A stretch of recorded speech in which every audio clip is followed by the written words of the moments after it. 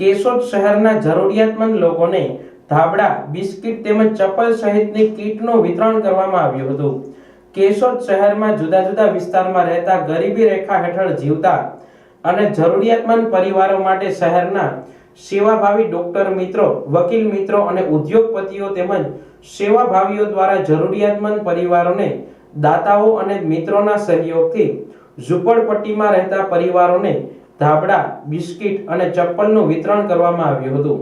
આ તકે ભરતભાઈ કક્કડ, શૈલેષભાઈ કક્કડ, અનિલભાઈ ગામી, દીપકભાઈ સોલંકી, નિલેશભાઈ Jethwa, Hetalben police constable સહિતના મિત્રો હાજર રહેલ હતા। આ સેવાભાવી ગ્રુપ વર્ષના દરેક તહેવારોમાં જરૂરિયાતમંદ લોકોની સેવા કરવા તત્પર રહે છે। દિવાળીમાં ફટાકડા, મીઠાઈ, હોળી ધૂળેટીમાં ખજૂર, ધાણી, કેરીની સિઝનમાં કેરી, દશેરા પર મીઠાઈ વિતરણ જેવા સેવાના કાર્ય કરતું જ રહે છે, જે કામગીરીને કેશોદ વાસીઓ બિરદાવી રહ્યા છે।